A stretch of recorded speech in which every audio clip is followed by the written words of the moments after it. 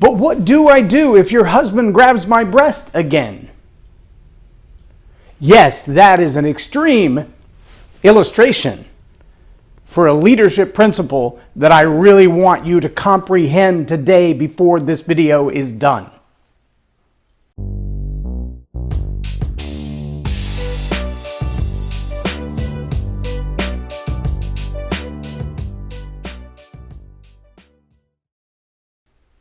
I'm Loren Norris with Leading Leaders Podcast. I don't know if you've ever dealt with a narcissist in your organization before, but they are damaging and they are destructive. And their number one tool is deception. They will lie faster than they will take a breath. They will lie faster than they will have a cup of coffee with you. And in fact, if they are having a cup of coffee with you, they're probably lying about something while they're doing it, because the narcissist is driven by their own success and nothing else. Their own success at anybody else's expense. Their own success at your expense, at the organization's expense. Now, some of the signs early on of a narcissist are they almost always come highly recommended. They almost always come with a stellar reputation, and you believe when they come on board they're going to be the superstar of your organization. They're going to set new records. They're going to achieve new things. They're going to bring on new clients. They're going to do things that no one else has been able to do, because all the people they've been able to fool in the past genuinely believe that about them, because they've only heard from them negative things about everybody else, and they've only heard from the narcissist all the great things that they've been able to accomplish. And here's the sad thing about a narcissist. Many of them don't know that they are. They've just been caught up in these lies and traps of pride and ego that are so deep in their being that they've become able to believe it. There's a phrase in politics and also in celebrity stardom that says, never believe your own press. Never believe your own press. And here's what it means. There are a whole lot of people who they feel like when they put out a resume or they build their Facebook page or they build their website that they've got to tell you all the grand and glorious things about what they've accomplished and how awesome they are. The challenge is some of those are a little bit fabricated, or maybe the truth is stretched just a wee bit, or they only highlight the very best of the very best. And when they begin to believe that about themselves, and they don't keep themselves on an even keel, and they don't have the humility to say, I've had some phenomenal opportunities because of, then they do find themselves believing that and believing, I'm all that in a bag of chips and it's all about me. See, the problem is when they get in your organization, they've also learned one other trick. You know this if you've ever parented. You know this if you've ever led an organization. Whether you're talking about middle school students or top-level executives and politicians, even a lie told first is believed. Even a lie told first is believed. In fact, a lie told first is often believed over the truth told later.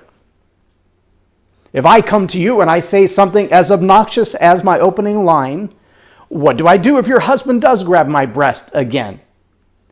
See, there's a question, but in that question is buried an implication or an accusation that is fatal in a relationship.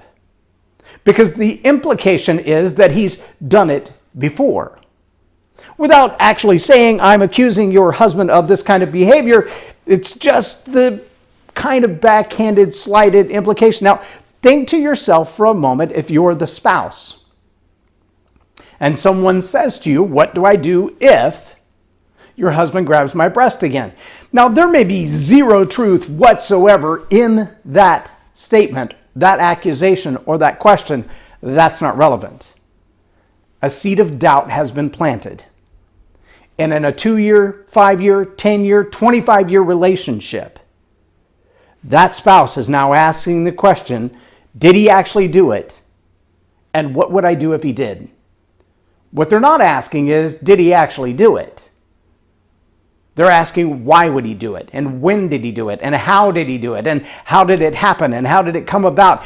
And now there's a seed of doubt in that relationship, even if this other person is brand new to the organization, brand new to the relationship. Maybe somebody you just met in the mall, but a narcissist doesn't care about that. A narcissist cares about them looking awesome and everybody else looking bad. And once they're in your organization, they will lie through their teeth in that same way to gain ground. They will win time after time after time. They will win over absolute truth. They will win over people with better sales records and better reputations and better success. They will win time after time after time after time because they will go straight to leadership and tell the lie before the truth gets out.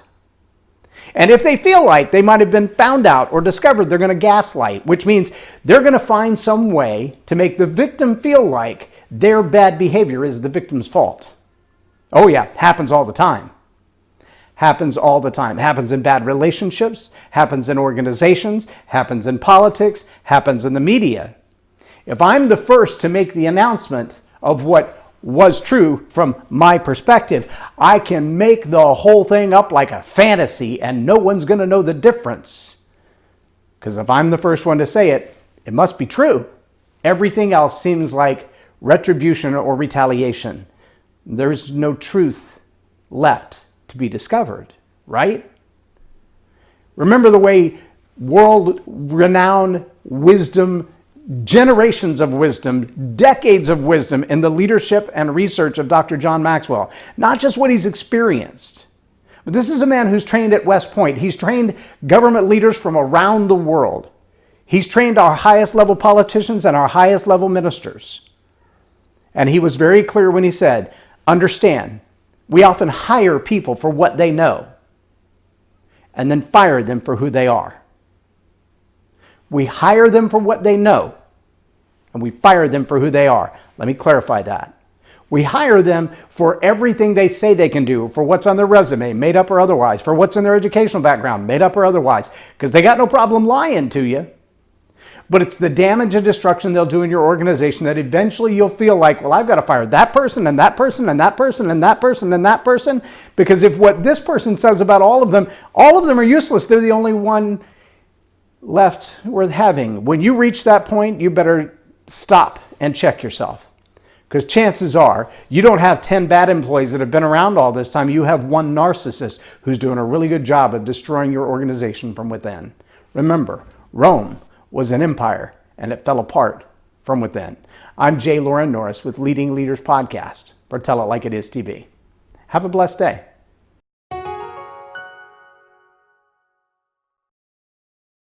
Leadership team. If attitude is going to have a deep impact on your business and bottom line, make it a positive attitude with a positive impact. Visit jlorennorris.com/attitude hack